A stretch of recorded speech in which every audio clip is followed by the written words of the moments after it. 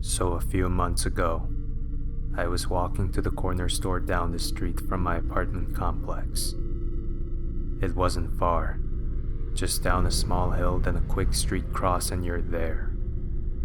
Anyway, after leaving the store, I was standing at the crosswalk waiting for the light to change, and I noticed a woman walking down the hill towards the crosswalk on the opposite side of the street. She visibly stood out. She had pink hair, high black boots, tight black pants, a black jacket with a large black hood which was up.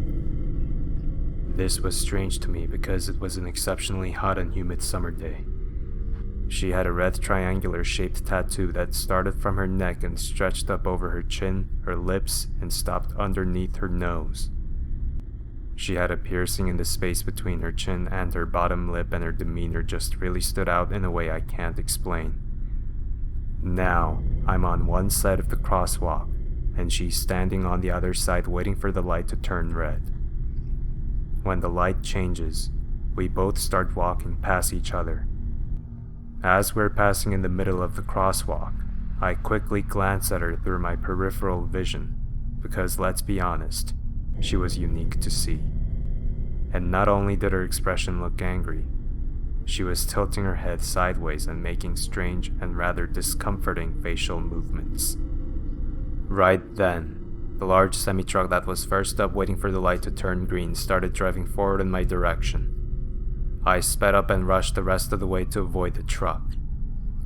Once I was safely on the sidewalk, I turned around and noticed the light was still red, and the rest of the cars that were behind the truck were still waiting.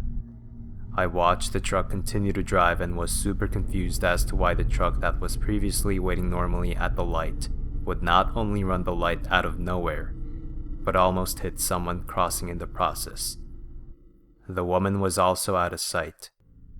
I only ever saw the woman once more, somewhat in the same fashion this time. She was walking up the small hill I mentioned. I followed behind, keeping distance.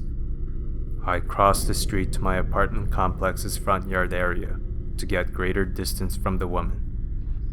But creepy enough, she crossed the street as well and literally staggered into the building's parking lot while I quickly went through the front door, hoping she didn't see which door I went into. I really can't explain the weird, uncomfortable feeling I had both times I encountered her. Even now, it's weird to think about. I haven't seen her since.